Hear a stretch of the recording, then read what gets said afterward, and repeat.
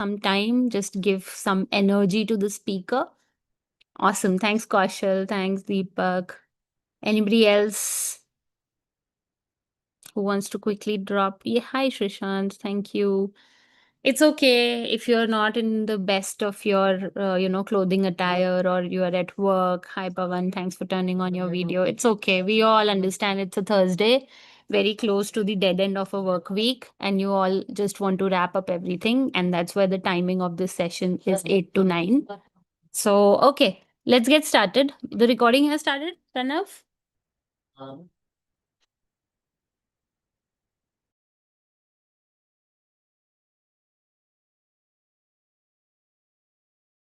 Okay. Yeah, So, the recording is started. I think the awesome. live stream is also getting. Awesome. Thank you. Thank you. Okay, everyone. Please turn on your videos quickly. Just say hi to the speaker. No peer pressure, but still there's a lot of pressure. To ensure that we have a great session today, Sanskriti has joined us all the way from another district. And I'm so happy and proud that at District 92, we are hosting a session like this where we are calling our WCPS finalists today. I am very proud of this achievement. Let's quickly get started, and I don't want to take a lot of your time now. I will quickly introduce Sanskriti, who is our I would say the session or the host of the session, I would say a facilitator or howsoever she would want us to introduce her. But I have a formal introduction. She is Toastmaster Sanskriti Acharya. I know our DCJ is also Pritish Acharya, but she is nowhere related to him. Let me just clarify that while it's being recorded because many people asked us the same question. So, Toastmaster Sanskriti Acharya is a semi finalist at the 2025 World Championship of Public Speaking. She is a recent BBA graduate and a former media professional who worked as an English news writer and reporter with Nepal's leading media house, Kantipur Media Group. She is also a public speaking trainer, personality development coach, and an amazing host. Please put your hands together for someone who represented her district in the semi-finals of WCPS 2025. Over to you, Sanskriti. At any point in time, if you want any support from our side in any technical glitch, please feel free to raise your hand. Call out my name. If my name is very difficult, please call out Pranav's name. That's easy. So let's get started. Welcome and thank you in advance for being with us here at District 92. Over to you, Sanskriti. Hello there. Thank you so much for that very wonderful introduction. I'm equally honored to be here, actually. And well, before I head on to the session directly, let me just give you a brief background about me myself. So, if you ask me, a lot of the people have actually asked me this question, and that is, how long have you been into public speaking? And I tell them it's been exactly 3.5 years. That is the time when I joined Toastmasters. I joined Toastmasters exactly 3.5 years ago, and I started public speaking from absolutely scratch. I've always been that kind of a kid who was very introvert, who was really reserved, and who never had a voice.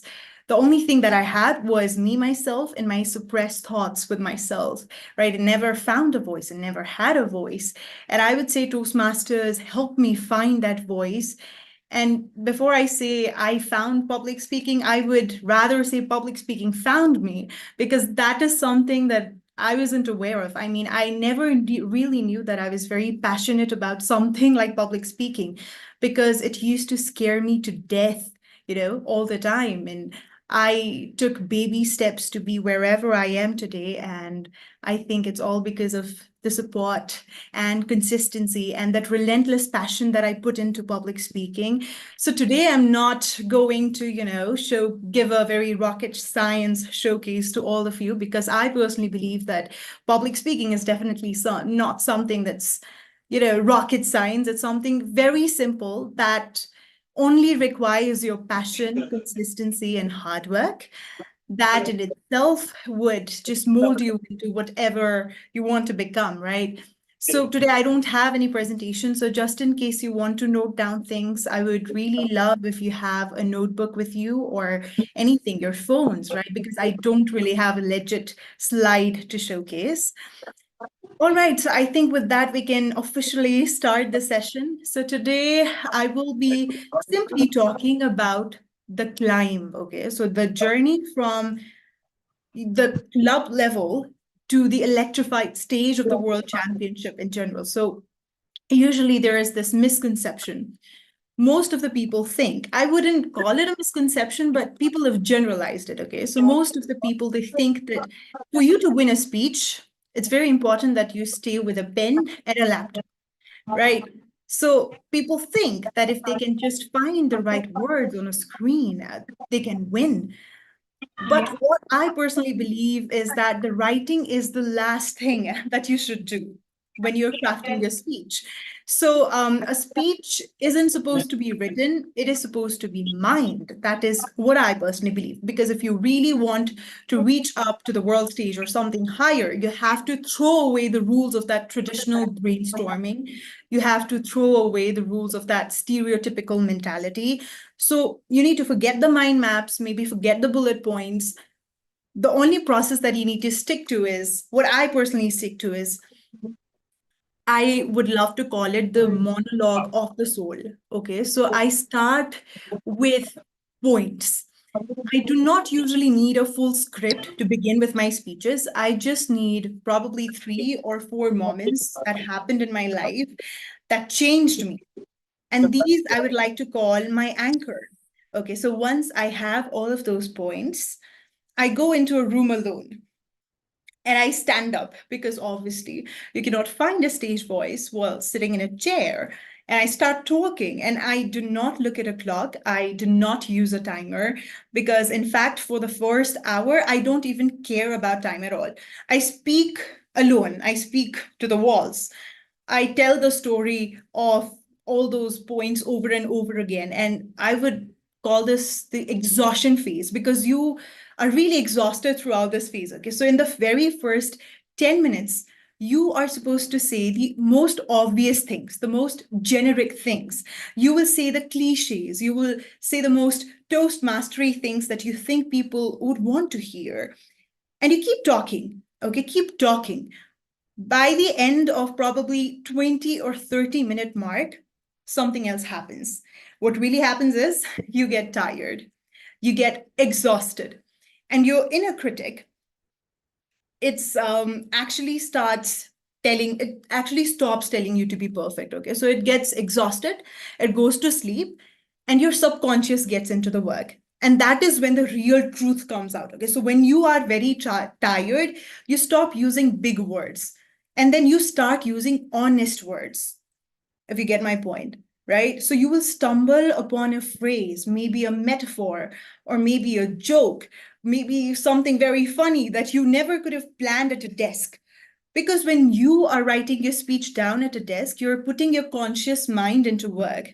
Okay, so your conscious mind finds a few words, you write it down, but it does not really reach to your subconscious. But when you're just murmuring and speaking all to yourself for like 20, 30 minutes straight, that is when your subconscious comes into work and you start giving amazing statements that you could have never thought of by just writing it down on a desk or a parchment of paper, right? And you might even find yourself crying over a memory you thought you had already forgotten. And that emotion is what I would like to call the golden thread. So while you're crafting a speech, it is very important that you find that golden thread because you are not just brainstorming an idea, but you're actually trying to dig in for a heartbeat. So you're supposed to find that heartbeat of the speech, right? So if you really want to make it big, if you really want to make it past the district level, you must speak your speech into existence until it becomes a part of your muscle memory. That is what I personally do, and it has worked every time. I would tell you that, I guess, 2 years back, when I had participated in the ISC. That was the first time that I ever participated in the ISC. It was in the year 2023, I guess. I was knocked off from the area level in itself. I didn't even place third out of 5 people. It went that pathetic because the biggest mistake that I made at that point was I wrote down my speech, I mugged up my speech, and then I just said everything from head to like top to bottom. Whatever I'd written in that piece of paper, I said everything, okay? Just it had no real emotions, it had no brainstorming, it just had me writing down random words on a desk on a parchment of paper, and that is what got executed, which didn't really land well. But the next time, when I brought this monologue into Soul, when I started speaking to myself, when I started bringing honest talks, real talks into my speeches, that is what helped me move ahead and win the district championship and make it to the semifinals. So, what I'm really trying to say is that you must, again, I'm going to repeat this, you must speak your speech into existence until it becomes part of your muscle memory, right? So your monologue, until the fluff falls away and only the bone remains. Keep going. So you're looking for that one universal truth, that moment where maybe your personal story becomes the audience's story. If you cannot make yourself feel something while you are talking to an empty room, or maybe you're just talking to your walls, you'll never really make anybody in the audience feel something out there. Now, why is it that so many brilliant speakers, even though they have the most perfect speeches, they get stuck in between? They have that golden thread, they have the gold, but they never really reach where they're supposed to. It's because they fall into these invisible traps. Okay, so we're not going to talk about the ums and ahs. Okay, those are for the beginners. We're talking about the high level mistakes that people are never really going to tell you about. And I personally have witnessed those mistakes. So, what I personally think, the first mistake would be that very over polished statue. Okay, so a lot of the speakers, they tend to believe that to be a master, they must have all the gesture perfectly timed. So if they say the sun was rising, they reach up at exactly that same second every time. So that is a mistake. On a big stage, it would look like a puppet show. Like it lacks spontaneous energy. A speaker, a good speaker, has that variable precision. Okay, so they know their message so well that they can allow their body to react differently each time. If you look like you're following a choreography, the audience, they stop trusting you. They're going to understand, okay, this person had just memorized stuff and he's just blatantly, bringing it into picture, and they see a performer, they see theatrics. They don't see a person. They don't feel the speech. They don't feel the emotions. They only see theatrics, performer, that's it.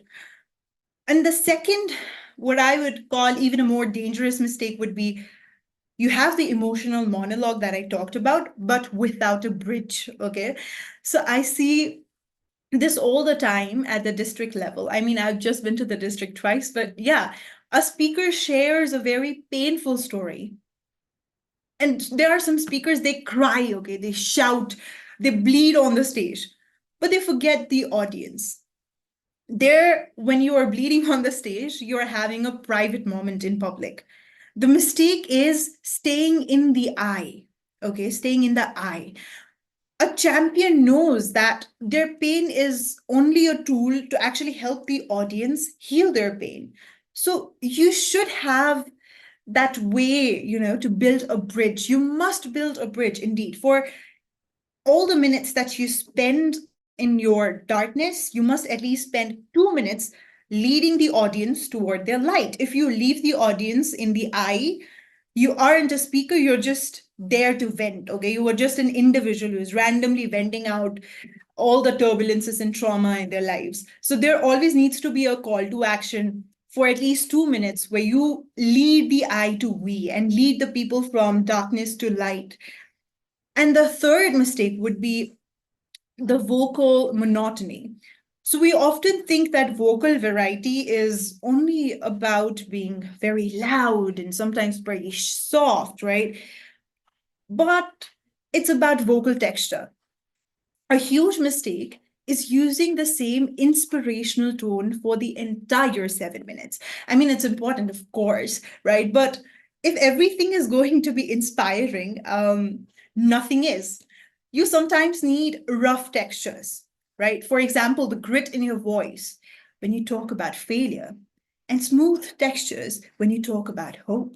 If your voice sounds like someone who's just making random announcement for 7 minutes, people's brains will tune you out, right? So once you have your mind gold, once you have your golden thread and you have avoided all of these traps or all of these mistakes that I just talked about, now you have to own the physical space that I talk about, the stage.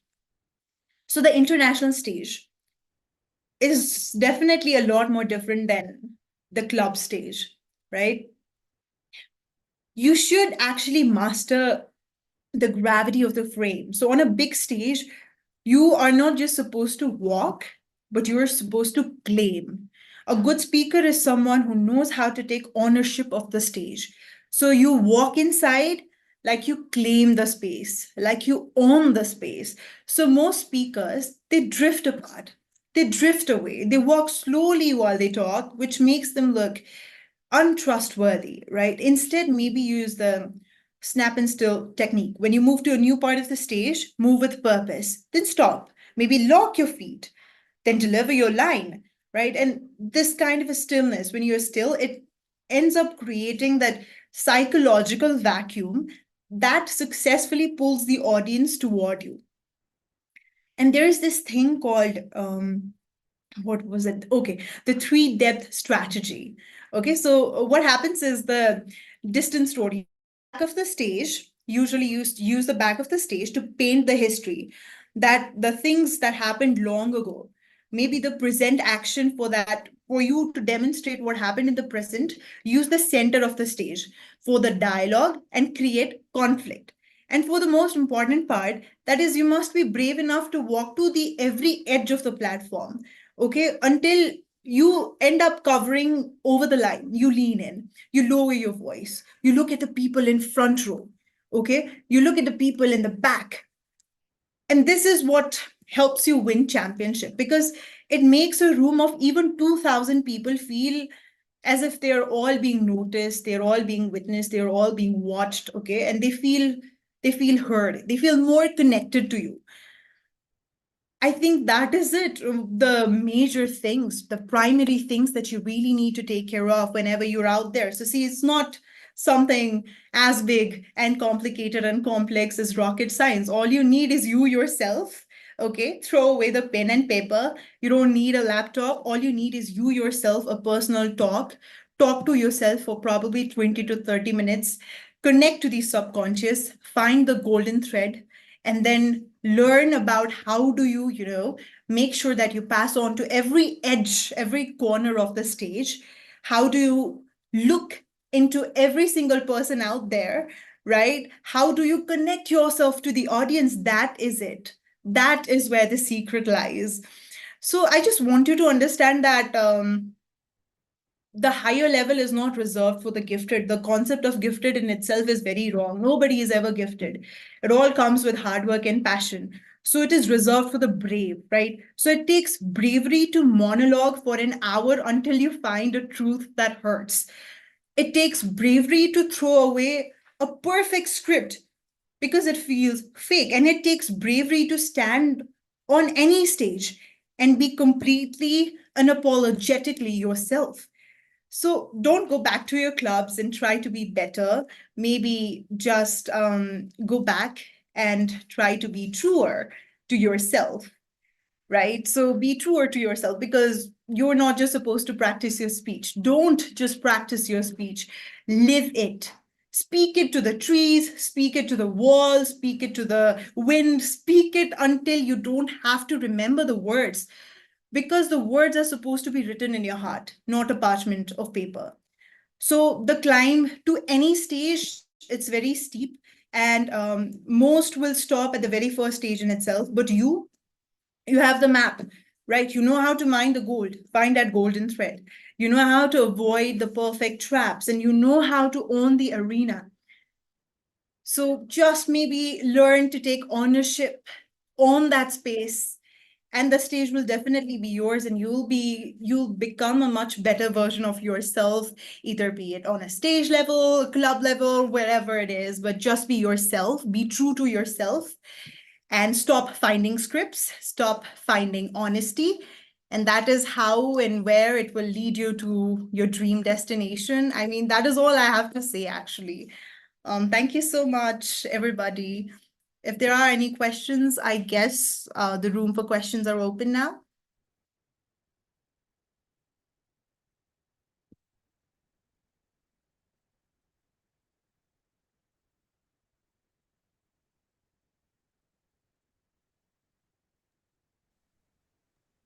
So any questions you guys can? Sanskriti, one question can I ask? Yeah, sure. Yeah, this is Pavan here. Yes. Maybe one doubt that's actually coming into my mind when you say that you're getting the script into your muscle memory, right? Mhm. Where you're not writing anything. And someone suddenly who's a senior, very the seasoned Toastmaster, a seasoned speaker, comes and gives you a valid suggestion, which is a really a valid suggestion, which you may not have considered it. Now, since your entire story is into your muscle memory, is it not difficult to implement that change or that feedback? All right. So it has happened to me as well. Okay. So I had a very good mentor who mentored me throughout my speeches.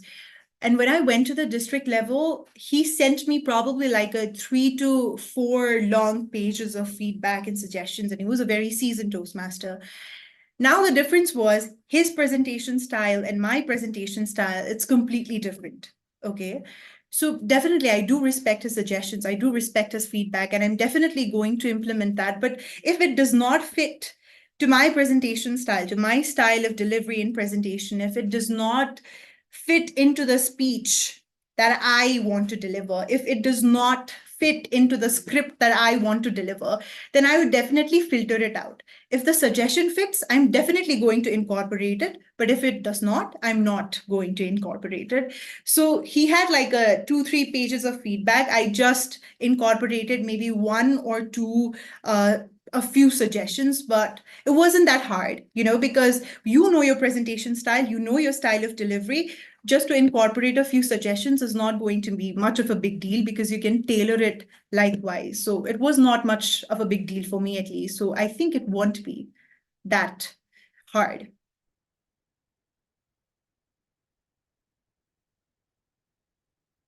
Hi, Sanskriti. Lalita here.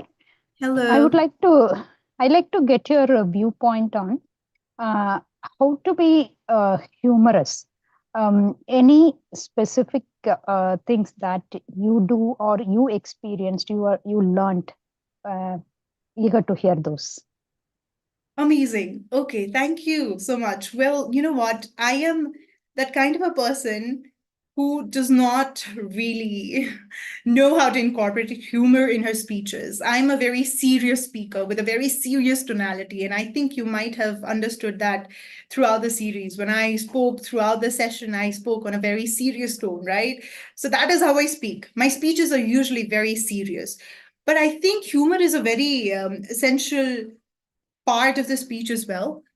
In my case, the last speech that I delivered that helped me win the district and the regional quarterfinals and make it to the semifinals was a speech that stemmed from my experience of sexual harassment. So it was about my friend who, went through that kind of an experience. Now, how do you incorporate or inject humor in such kind of a sensitive topic, right? That was the major question. What I really did was the first half of the speech, I had crafted it or I had tailored it in a way that people couldn't second guess that I was going to talk about sexual harassment. So the initial 1 to 2 minutes, it should be a story build up, right? In a way that people can not at all guess what you're going to talk about. And you have those 1 to 2 minutes to incorporate humor, engage people, talk as much as you want to. For me, the kind of a humor that I incorporated and people actually laughed was when I made it self-derogatory. Okay. I made fun of myself and people laughed. That way, people don't get offended. That way, it does not land as offensive. You just make fun of yourself and people laugh. So I think that's the best kind of a humor if you really want to imitate it. But trust me, it is not that important. I don't really think that humor is that important in any of the speeches. It is important, but not as important as people think. Thank you. Thank you. Thank you, Sanskriti. We have, before I move to the next question, I would like to acknowledge the presence of our past district director, distinguished Toastmaster Rohit Koka, and he has posted a question here as well. And I would also like to, I would like to acknowledge Pavitra's presence, who's our humorous speech contest winner for District 92, and Rohit as well, who's our table topics contest winner for District 92 this year. So Rohit has posted this question, Sanskriti. He's saying that, hi Sanskriti, great genuine tips, and he's drawn a heart. I wanted to know your take on breaking the fourth wall while delivering your speech in the contest and acknowledging the status quo of the contest and room rather than just the audience. Is this something a speaker should do or not? Okay. Yes, something to do, but with precision. Okay, so acknowledging the status quo makes you it makes you appear hyper present. It signals to the audience that you're not just playing a recording, but you're experiencing this moment with them. But however, for it to feel organic, uh, not like a rehearsed impromptu bit, right? I think it's very important that you need to see through a few pointers. If the room feels pretty stiff or the previous speaker was incredibly heavy or emotional, acknowledging the heavier can be a gift to the audience. For example, if a phone goes off or the feedback from the mic squeals, ignoring it makes you look like a robot. Acknowledging it would make you a human. If you are the 15th person speaking about leadership, acknowledging the fatigue of the topic can actually win the audience back over. So, when do you actually avoid it? Is you are not supposed to acknowledge the audience to pander to them because it can come off as a pretty sycophantic, right? So if your speech is a deeply moving personal narrative or a dramatic storytelling piece, breaking the wall can actually shatter the emotional world that you've recently built with your speech, right? So in a timed contest, every second spent commenting on the status quo is a second taken away from your core message. So if you just decide to break the wall, just acknowledge and pivot it, is what I would like to say. Awesome. Thank you. Any other questions, anyone? We've not made this masterclass in a very keynote style. We want it to be interactive. So, in case you have any questions, please feel free to ask Sanskriti. I have Yes, my Lalita. next question, which is just opposite to my previous question on humorous. Now I want to know how to appear serious, not exactly serious, but I want my audience to take me seriously, feel me seriously. Sometimes when everyone has a different style of talking, so naturally some of the speakers are taken, even if their point is not so unique or anything, the way it got delivered, the audience feel their speech more serious, or they give more importance, or sometimes the other speeches may easily be sidelined. What is that part or aspect that we need to look at to make audience to take us seriously? Okay. So for this, I think there are two things. Okay. The first is going to be the topic selection. Usually the people stop taking you seriously the moment they don't find your topic engaging enough. If your topic is already giving away the core message of the speech that you are there to deliver, people, they stop taking you seriously. They're not interested. They start ignoring your words and they're not even listening to you. They're not even paying much attention to you. So make sure that your speech, topic is chosen very precisely. So it shouldn't be self-explanatory. So it shouldn't give away the entire essence of your speech. So always make sure that your topic is something that people can not at all second guess. Okay, she is going to speak on this topic, right? She is going to speak on this. Make sure that the topic is something very, it's more of like a suspense to the audience so that they can stay hooked till the very end, right? Have you heard of the speech called I see something in you, but I don't know what it is? We've heard of it, right? By Dhananjay Tirachi. Yes. It's a Yes. very popular speech. Now, when you say the topic of his speech was, I see something in you. Now, what are you going to guess? We as an audience cannot at all second guess the core essential or maybe the essence of the entire story, right? It's completely in suspense.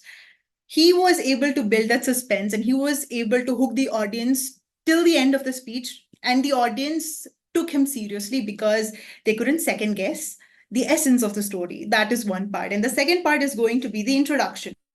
So the audience decides in exactly 5 seconds if they really want to listen to you or not. Those 5 seconds, you have to work it out in a way that it's very different. Okay, it's very creative. Maybe use a prop, maybe some theatrics, maybe some drama, but those 5 seconds should be very different and very creative in a way that hooks the audience. A storyline that keeps the audience want to stay till the very end. Okay, they want to keep listening to you.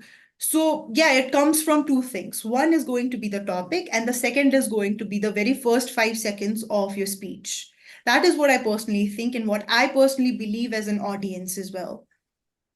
Wonderful. Thank you, Sanskriti. Thank you. Hi, Sanskriti. Great session. And it's kind of a follow-up question, what has been asked before. So, someone as an audience, it's very difficult to, maintain that concentration throughout anyone's speech. I like I understand that sometimes introduction, when it is very catchy, you definitely hear. For me, I would hear it even if it's not catchy. But then to maintain that focus throughout the speech is very, very difficult. So, what do you suggest that even if it becomes difficult to have that focus, how to bring back that focus from the audience and then engage them in your speech? So do you have any suggestions for it?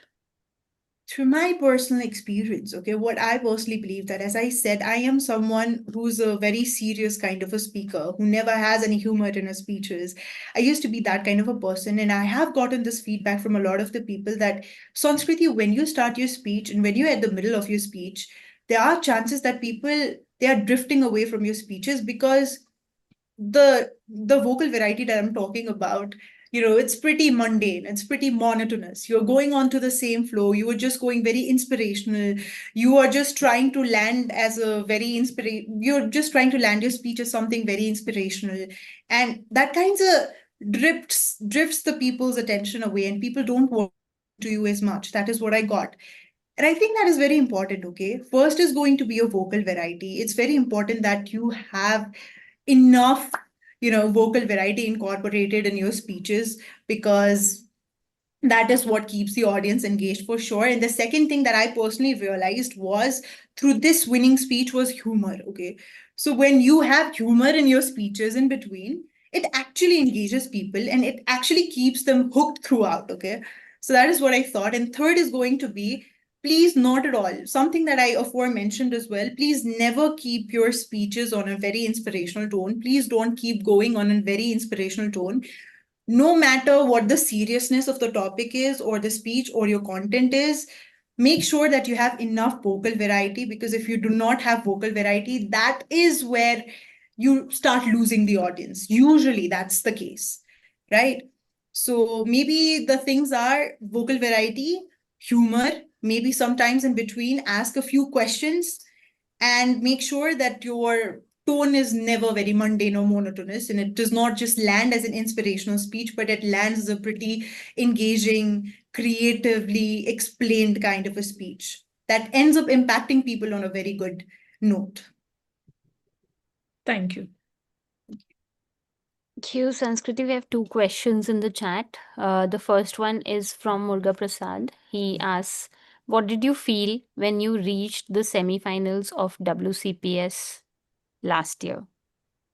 Wow, thank you so much. Well, it was surreal because I never ever expected this to happen to me. Okay, I never even expected to make it past the area level. I had stood second in the area level, I guess, and then I won the district contest, I mean the division, and then I won the district, and I thought that's it. Okay, Sanskriti, stop dreaming. You're not going to make it any further. Then finally the semifinals happens. I think I was at the top of the world, but something very bad happened to me. My US visa got rejected. Okay, the semifinals were supposed to be happening at the United States of America, and my visa got rejected. Hence, I couldn't very physically participate in the event, and that was another bad experience that happened to me. But anyways, I learned a lot of things. I was depressed for about a week for sure, but that chapter is closed, and I think it has taught me so much more, and I'm much more resilient and much more better than I was before, and I'm still very passionate about public speaking, and I still see the dream of getting at the top of the world championship stage someday. So let's hope. Thank you. Thank you, Sanskriti. I hope this was answered, Murja. We have a question we have two more questions in the chat. One is from our humorous speech contest winner from our district, Pavitra. She has said that she's asked, what's the biggest mind shift you had once you crossed the district to the world stage? So the mindset shift. Okay, so one of the biggest mindset shift that I had once I crossed the district was probably stop having that victim mindset and have that victorious mindset for myself, because I've always been known for undermining myself a lot. I always undermine my achievements. I always undermine my hard work. I always undermine myself in general. So I think after I crossed the district, I stopped doing that. And I stopped appreciating all those little things in my life that had happened to me. I started celebrating all those little achievements, right? And I think that made me even more resilient. I think had I had the same victim mindset before I reached to the world stage, that visa rejection would have taken your toll on me. But I think that little mind shift that I had in myself, that was celebrating smaller achievements, helped me transcend into that victorious bubble of life. And I think I became more resilient. So, yeah, that is it. Thank you, Pavitra. Hope that was answered. There are two more questions keep coming in. So, yes, so there's another question by Sogat. He says, hello, Sanskriti, great session. My question is, how can we deal with anxiety while giving a presentation or speaking in public? All right. So I have always been that a kind of a person who's very nervous when she had to walk onto the stage. I would fidget my hands a lot, right? I would be, jumping with a lot of anxiety. I'd get really anxious about things. Even the smallest of presentations that I had to deliver in my class, I would get very nervous about it. But by now, I think I've come really far from anxiety, and that is because I swear by a few exercises, or I would call a routine, that I stick to before going for, delivering any speeches on the big stage. The first is going to be the breathing exercise that I do. I know it sounds pretty cliche, because every time you ask people, how do you get rid of your nervousness or anxiety, people keep on telling you, breathe. I know it's pretty cliche, but it works wonders. All you need to do is put one of your hands in your abdomen, one in your chest, and then breathe for like 3 seconds. You feel your, stomach fill up, and then you feel your stomach sink in. You get that feeling. Do it for at least 3 to 5 times consistently, and it really helps you calm down your nervous system. And the second trick that I do, that is 5 minutes before I walk into the stage, I go backstage and then I shake it off, like, with my hands and fingers and jumping around and doing everything. And it genuinely shakes off most of your nervousness, and it helps you appear much calmer onto the stage, like much calmer and much confident. And eventually it really, takes away all that anxiety from your body. But yeah, it's a slow process. But if you stick to these routines, it definitely helps a lot. For me, it worked wonders. Sure. Yeah. Thanks a lot. Thanks a lot, Sanskriti. Sagat, I hope you've got your response. There's another question saying, have you thought about changing your speech from one level to another based on the results of the previous level? Absolutely, yes. So I think on the area level, what had happened was I stood second, as I aforementioned, and it was a completely different speech.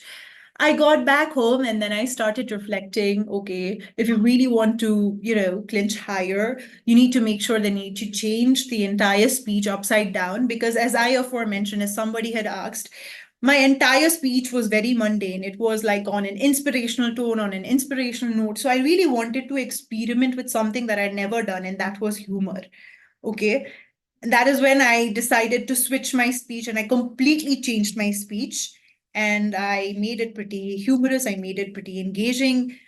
I did it out of risk, completely out of my area, completely out of my style, but that landed safe. That was definitely the best decision of my life. So, yeah, that is what I did. Thank you. Hi, Krishnapriya, you Sanskriti. have your hand raised. Please go ahead. Yeah. Hi, I am a person who have monotonous, soft voice kind of tone in my communications and even on my stage. Mhm. So, but every time I tried vocal variety to make it a bit Toastmastery thing, but I feel like it's not me and it's more like a theatrics, and altogether it feels like so much fake and it's everything but not nothing but myself. But I know vocal variety is very important in on the stage. So how to overcome this? I get where you are coming from because I am that person as well. So during my very initial years at the Toastmasters Club, I used to get two feedback, like from almost every single person, okay, from almost every single evaluators out there. That was, you're always very still on the stage, okay, you don't move, you have no movements. And the second is you are very mundane with your tone, you have no vocal variety. And no matter how hard I tried, no matter how much of theatrics I wanted to implement or imply onto the stage, it never really worked because I thought it was not my forte. But with time, I actually gave myself some space and some time to experiment on things, okay? And I ended up realizing that if you're not going to drift apart from your very personal style and risk yourself by trying into other things, you're never really going to grow, right? So initially, it's going to feel very cringe. It's going to feel very awkward. It's going to sound very abnormal. But trust me, with the process, you will get a hang of it. You will get used to it. And you will, in fact, get even better at it.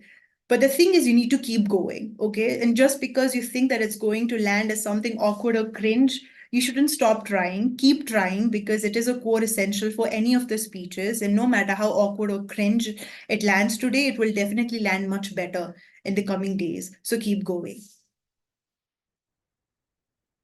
Much. Actually, that felt very relatable. That's how I feel every day. Yeah, sure, I'll experiment more. Thank you. Thank you. Sagat, go ahead. Hello everyone. Hello Sanskriti. It was a Hi. great session. I have noted down many things that you have said, told in my sticky notes as well. I have not many experience in like public speaking. I just want to ask that what if our mind goes blank while giving public speaking? Okay. What can we do? Great. Okay. So I'll share an experience that recently happened to me. Okay. I think it was probably 2 years back. I had participated in a national level public speaking contest, and my topic was entitled Deja Vu. I just had like 1 day of preparation. I mugged everything up, okay, from head to bottom. I had written down my speech perfectly. It was like I knew that I was going to win. I was that confident. And I walk up to the stage. It was being broadcasted on a national television, and then suddenly the cameras are on.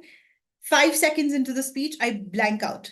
I forget every single word that I'd mugged up, all that entire night. I was completely blank. And the entire crowd, they started cheering out loud, saying, Sanskriti, you can do it, you can do it. No, I couldn't do it. Usually people say that if you forget one section, jump into the other section and keep going, this and that. But no, it doesn't work like that. At least in my case, it didn't work like that.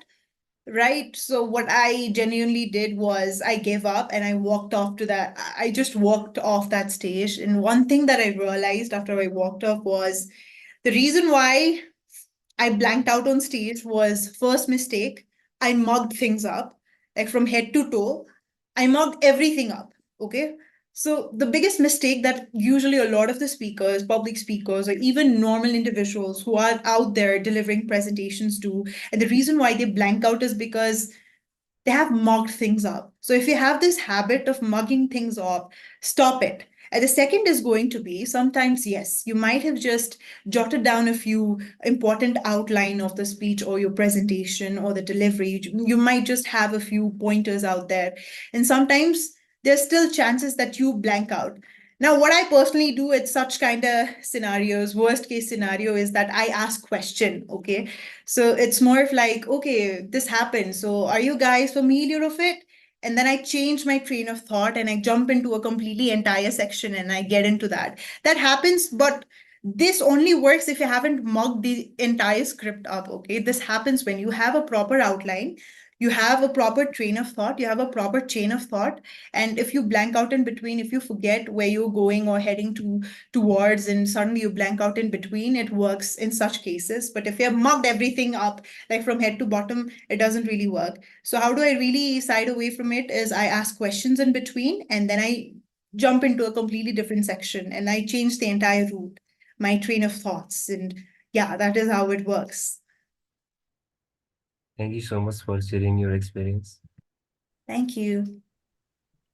There's another question, Sanskriti. You said you were afraid of talking, and now we witness a strong speaker. How were your initial transformations like, Thank Lalita? you so much for that question. My initial transformation was pathetic, to be honest, because I fumbled, I stumbled numerous times. I have embarrassed myself on to the stages for about maybe hundreds of times. I have lost count. Okay. My icebreaker speech went pathetic. A lot of the speeches that followed later went pathetic. And also, I embarrassed myself on a national level stage. Everything went pathetic. But the only thing that worked for me was my mindset. My mindset was very strong. And as I mentioned before, I transcended from a victim mindset to a victorious mindset. So I wanted everything to work on my favor because public speaking is something that I got very passionate about and I really wanted to keep pursuing it. So I kept on going. People laughed at me, people mocked me, people criticized me. A lot of the people walked up to me and said, public speaking is not for you. Maybe Sanskriti need to change. Even in Toastmasters, that happened, but I kept going. And I think it's your mindset and the mentality that you have that keeps you going and that actually transforms you. So keep going because people are definitely going to keep laughing, they're definitely going to keep mocking you, but at the end of the day it's you yourself. Yeah.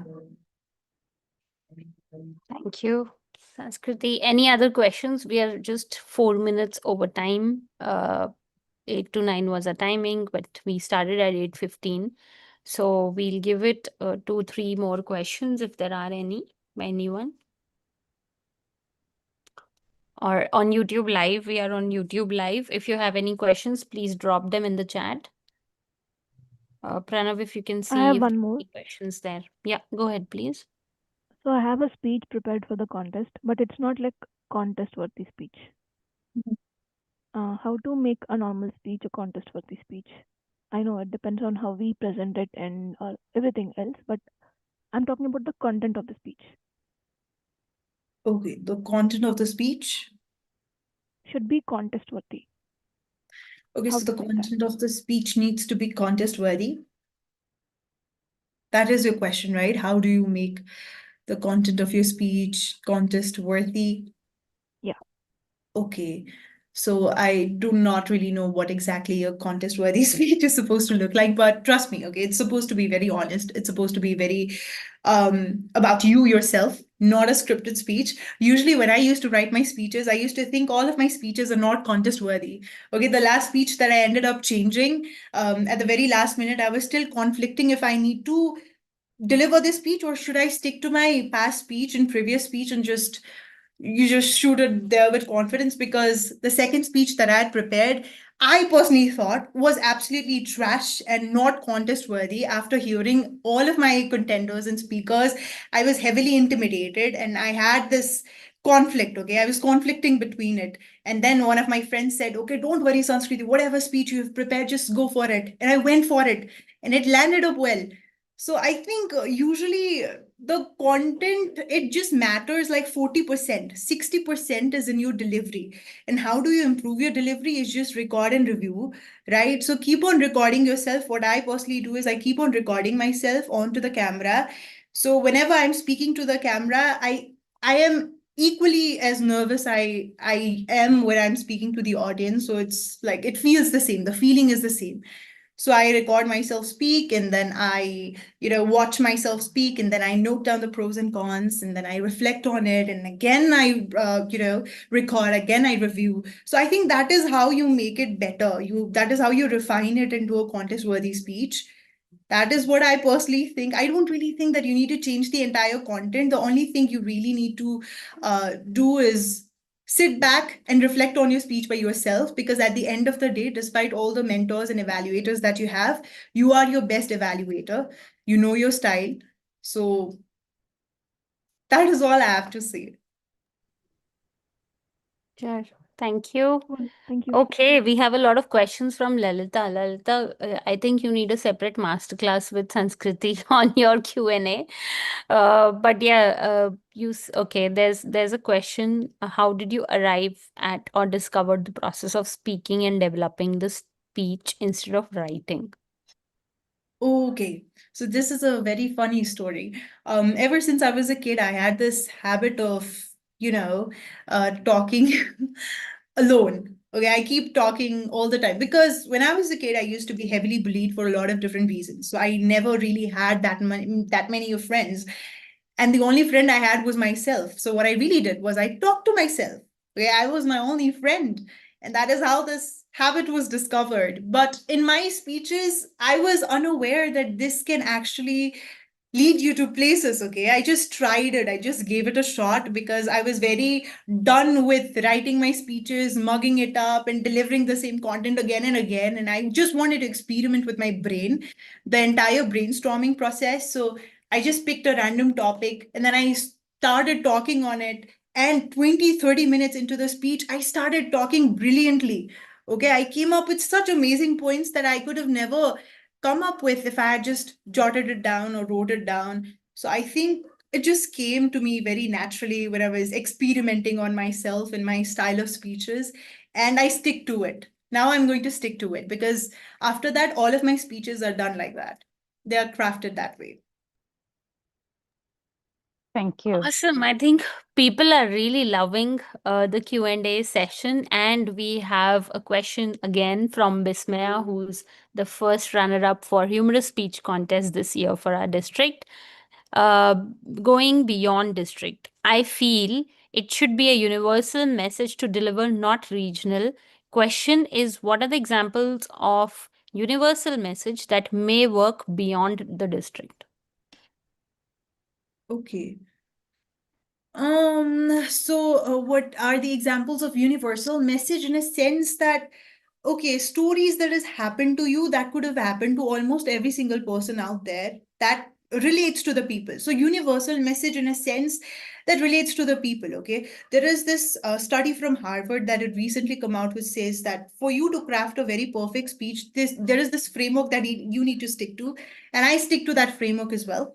You start with the story of I, and you make it the story of we, and then you make it the story of us, and that is how you land a perfect speech, and that is how you make it a universal truth. So story of I, in a sense, you pick a story of yourself and you talk about yourself. I, all the I's, you inject it in there. And then the story of you, I mean, the story of us. In a sense, you add a character in your speech, right? So who did you live that story with? It could be your mother, it could be your friends, it could be your parents, relatives, anybody. You add a character to your story. That becomes the story of us. And then finally, the story of everyone. In a sense, you connected to the audience as well. Okay, this happened to me, this happened to us, this might have happened to all of you, right? So you make it the story of everybody, and that is how you end it. So that is the universal message that I'm talking about. Pick a story that maybe could relate to almost anybody. And I think every story that we have lived in our lives actually is a universal message.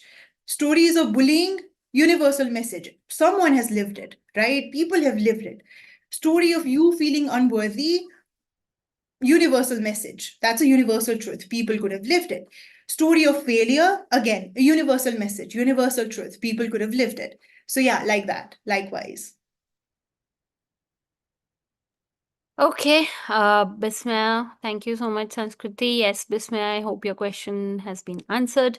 Anybody else, if you have any more questions, we'll drop in Sanskriti's credentials for her LinkedIn profile and Insta profile, and we will also drop in her email ID.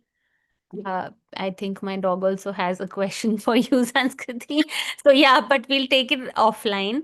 And we are 11 minutes on top of the promised time. So let's close the session. I request everyone to please be on video for a quick picture and a memory for all of us while Sanskriti visits District 92 for the first time. And I hope that this is the starting of a great collaboration further. I request all of you to please be on video so that we can click a great picture, and obviously we can cherish this moment later as well. And I hope that we have the next WCPS finalist, semi-finalist, or finalist from District 92 in the years to come. So let's have a picture together.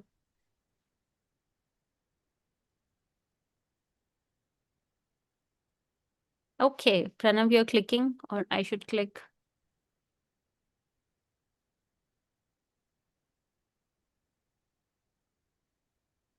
Okay. Okay, just pause. Just how was Sanskriti's session today? Just throw some hearts, some likes, all the love. Let it get captured in the image.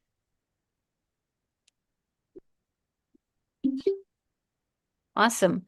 Thank you so much, everyone, for this session. And thank you so much, Sanskriti, for being with us for more than an hour. And apologies for the glitch initially, which we had. This masterclass was fully focused on the contest season. So I'm hoping to see one of you emerge as a district winner for ISC and represent District 92 in the stages going forward.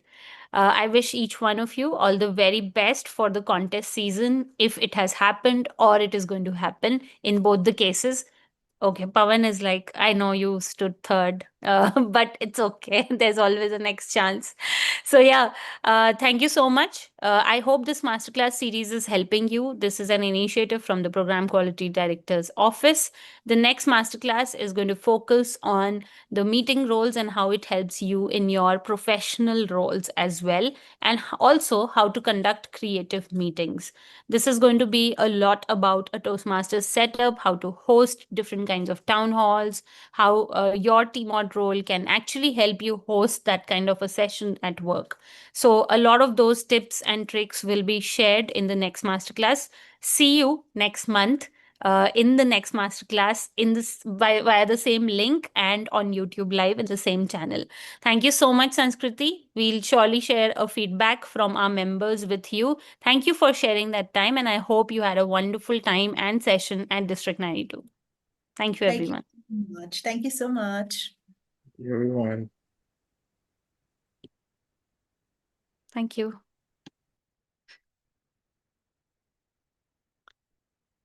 Thank you. Thank you.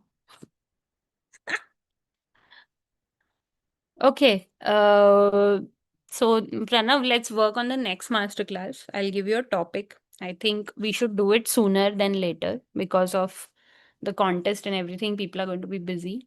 Okay, let's connect. Chalo, let's close this link. Thanks. Thank you so much, Ilyas, for joining from Region 9, District 80. Thank you so much for being here with us. Good to see you. Okay, chalo, bye-bye.